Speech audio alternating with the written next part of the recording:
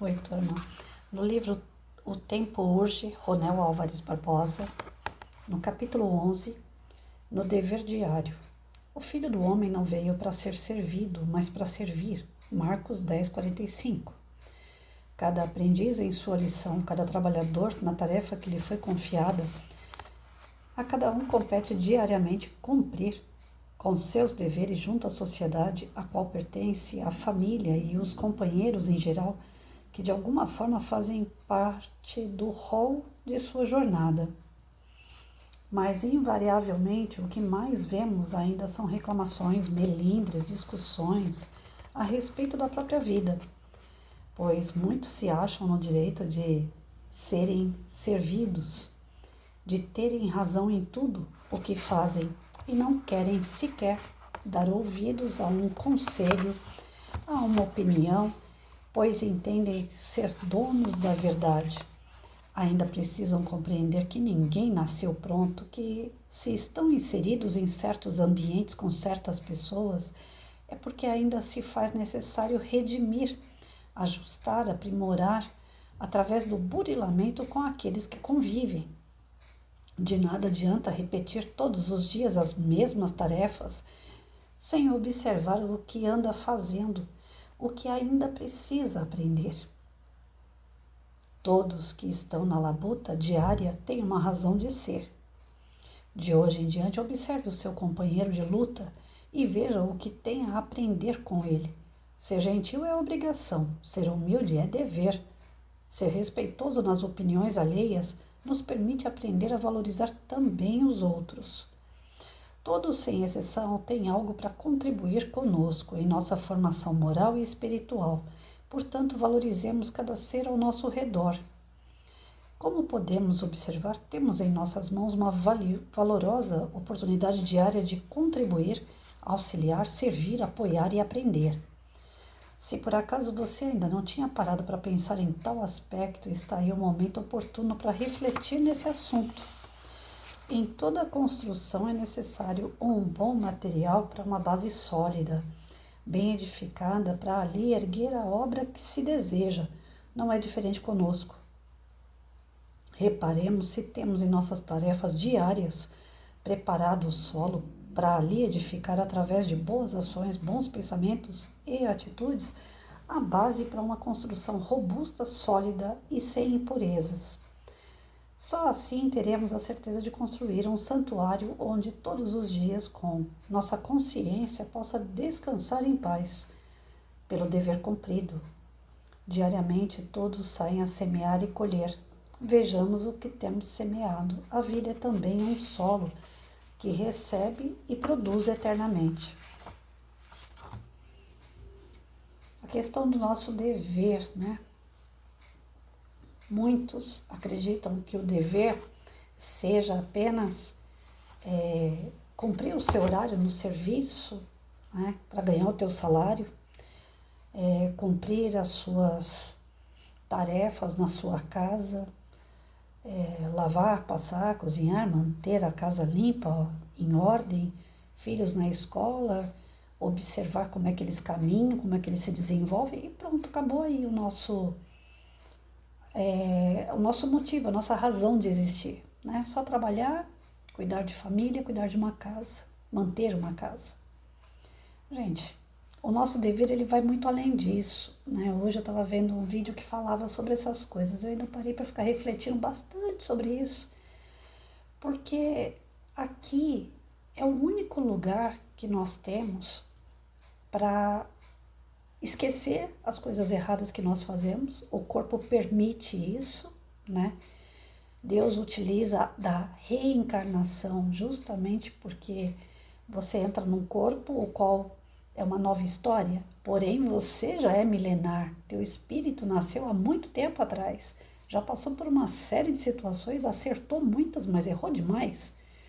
E aí a oportunidade que a gente tem de esquecer do passado, de ter condições de refazer, né, trajetos, reencontrar com pessoas as quais a gente prejudicou, ou aquelas que nós amamos no passado, que continuam com os vínculos de amor, formando novas famílias ou amizades próximas a nós, né? Ou seja, nós temos familiares, amigos, emprego, casa, mas nada disso é no condicionamento de apenas crescer, desenvolver e morrer, como a gente aprendeu na escola, né? O professor de ciências falava como que era a evolução, né, do desenvolvimento humano. A gente nasce, cresce, desenvolve e morre. Essa é a lei natural para grande parte dos professores, que graças a Deus também já tem alguns que estão mudando essa fala. Por mais que a gente respeite a religião das outras pessoas, é necessário colocar pulguinha atrás da orelha da criança para ver o que ela pensa, né? Se ela acredita que a vida acaba no túmulo mesmo. Então eu já fazia isso, não colocava o espiritismo em xeque, né? A gente não pode fazer isso, mas eu colocava na hora de explicar para as crianças, eu falava, será que a gente termina no túmulo mesmo, molecada? O que vocês acham, né? Então, algumas crianças colocavam, de acordo com a sua religião, aquilo que acreditava, e tudo bem, né? Cada um acredita naquilo que a família e aquilo que acha melhor. Mas a gente sabe que o nosso desenvolvimento não tem lógica acabar no túmulo. Se fosse assim, toda pessoa endividada, toda pessoa solitária, toda pessoa depressiva, era fácil, acabava com a própria vida, acabou com o problema. E a gente sabe que já tem notícias do lado de lá e muitas dizendo que quem acaba com a própria vida acaba no umbral, acaba no Vale dos Suicidas, ou seja, acaba em algum lugar, não morreu. Então, o que nós estamos fazendo aqui? Trabalhar, cuidar de casa, fazer cursos, ganhar dinheiro, pagar dívida e depois do túmulo. O que a gente leva? É o nosso dever cumprido. É isso que a gente leva para o outro lado. Mas qual é o nosso dever? O nosso dever é aquele que, como eu falei, de rotina de trabalho, de estudo, de família, de amigos, de balada, cumprir agenda, cumprir protocolos, ou o nosso dever vai muito além disso? Porque se Deus deu nova oportunidade de reencarnar para sanar dívidas do passado, para esquecer as coisas erradas que nós fizemos, para ver se agora a gente acerta. Ele está querendo que a gente apenas viva, sobreviva. E aí? E depois? O que a gente faz com tudo isso? Quem sabe me dizer? O nosso dever está em cumprir uma agenda espiritual. Os combinados que nós temos quando se faz um roteiro, um planejamento para o nosso encarne. Ali está o nosso dever. Aquela pessoa que eu prejudiquei no passado, eu tenho o dever, a obrigação de agora sanar essa dívida, consertar o erro que eu fiz lá atrás. Se eu traí alguém lá atrás, agora é hora de ser sincero. E a vida vai trazer pessoas que vão me trair, para eu sentir na pele o que é traição. E aí eu vou fazer o quê? Com esse tipo de ensinamento, com esses tipos de experiências.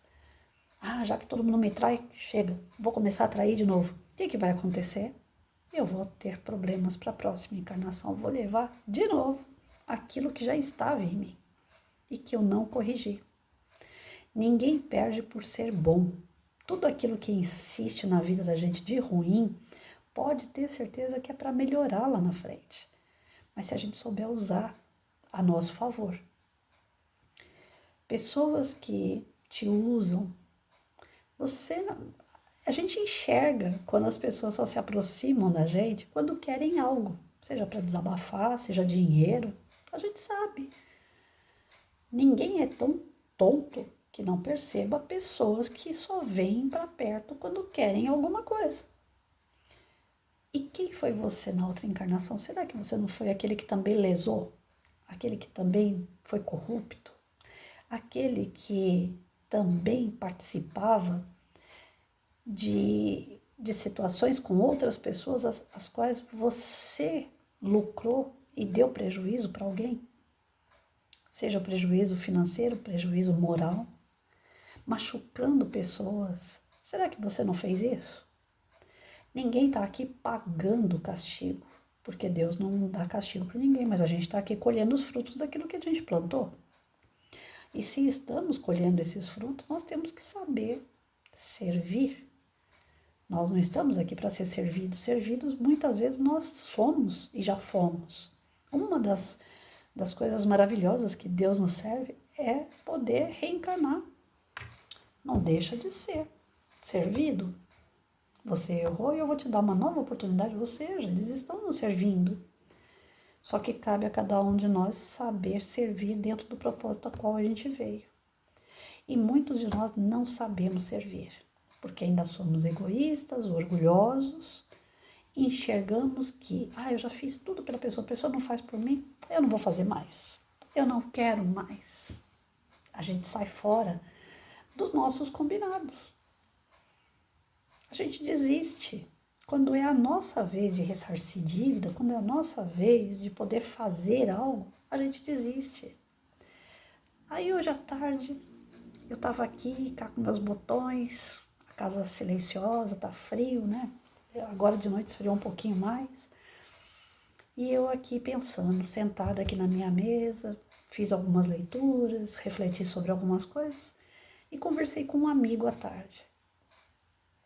E eu falando para ele, eu tô vendo tantas conversas na internet sobre o que é o espiritismo, sobre o que é rostanguista, e linhas, né, dentro da doutrina. Eu falei, gente, isso vai fazer com que meu tico e teco fique entrando em parafuso. E uma vez uma pessoa dentro do TikTok falou que eu era rostanguista. Eu falei, eu não sei nem o que é isso, depois que eu fui pesquisar, né?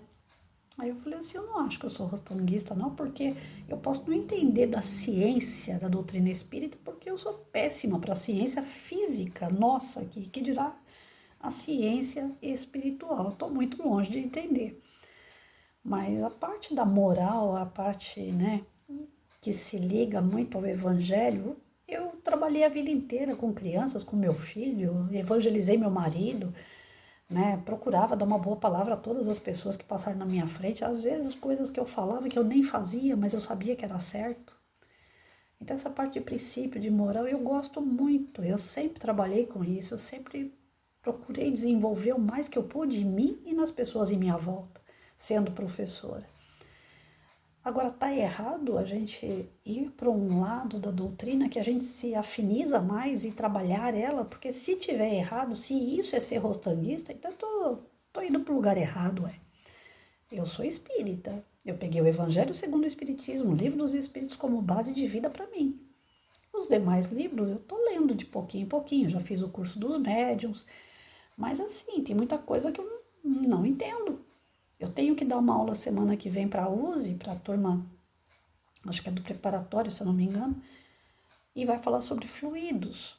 E eu falei, gente do céu, eu não sei falar sobre fluidos, porque o que eu sei é muito pouco. E aí eu tô vendo vídeo para eu poder tentar entender, para passar o melhor que eu posso, porque realmente é algo que bagunça a minha cabeça, eu não tenho compreensão. E aí eu escutando umas pessoas na internet falando que se você não tiver ligado com a ciência da doutrina, você não é espírita. Aí começou a entrar parafuso no meu tic-tac, eu falei, mas eu só sei servir nessa parte evangélica, nessa parte mais ligada a Jesus. O restante eu não sei como trabalhar com isso, porque eu não sou palestrante, eu não fiz curso para ser palestrante, eu sou professora em tagarela. E eu quero continuar fazendo o meu trabalho, que agora eu me encontrei, que eu posso ajudar algumas pessoas. E o primeiro que ouve é aqui no meu ouvido, né? Todos os estudos que eu faço. Então, servir a Deus, servir a doutrina através da boa palavra, me deixa feliz. E aí, ouvindo aquele monte de crítica, aquelas coisas na internet, inclusive de processos, tem um cara no TikTok que tá falando que vai processar todo mundo, que não sei o quê. Falei, gente, eu acho que vou ter que parar, né? Vou ter que parar de fazer a única coisa que me sobrou depois de aposentar. A única coisa que me sobrou foi o espiritismo e eu vou ter que parar. Porque nem mesmo essas leituras que eu faço condiz com o espiritismo, então eu vou parar. Aí conversando com esse amigo, ele falou, Patrícia, para de ficar assistindo esse monte de coisa que você está assistindo e continua com o teu trabalho, tem gente que precisa de você. Aí eu caí, sabe, quando a ficha cai. Eu falei assim, não é que precisam de mim, é que eu preciso. E se eu parar, a maior prejudicada sou eu mesma. Porque quando a gente está servindo o próximo, na verdade a gente está servindo a nós mesmos. Se eu parar de servir ao próximo, eu vou parar de servir a mim. Eu vou parar de crescer, eu vou parar de aprender. Mesmo que eu esteja ainda aprendendo, gatinhando, né? Andando de quatro, eu estou aprendendo. Mas se eu parar, não vou aprender nada. Então, servir é isso. Servir é você buscar fazer aquilo que você sabe, aquilo que você consegue, aquilo que você acredita e que está longe do salário que você recebe. Outro dia eu estava fazendo a unha, a menina virou para mim e falou assim, você vai fazer palestra, mas você ganha dinheiro para isso, né? Eu falei, não, palestra espírita a gente não ganha dinheiro. Pelo contrário, eu tiro do meu salário e pago. Gasolina do meu amigo que vai comigo, a gente come um lanche no caminho, eu gasto com papéis que eu imprimo, faço apostilinha, faço lembrancinha, para dar para cada participante que está assistindo a palestra. Mas é uma coisa minha, e eu gosto de fazer isso. Aí ela, além de não ganhar, ainda gasta. Eu falei, ué, eu já ganhei meu salário, eu já trabalhei para ganhar meu salário. Hoje eu já tenho meu salário sem trabalhar, então é como se eu estivesse recebendo o meu salário pelo trabalho que eu faço para a doutrina hoje. Tá tudo certo. Não é servir sempre para ganhar dinheiro. A gente serve para poder se sentir útil. A gente serve para se sentir feliz, completo. Amizades novas, conhecimentos novos, inclusive tretas novas, por que não? Mas servir é isso, vai muito além daquilo que nós fomos condicionados desde pequenininho a acreditar. Que a gente nasce, cresce, desenvolve e morre. Que o servir seria só em razão disso. Servir vai muito além. E o propósito de servir muito além é gratificante. Vai por mim que é.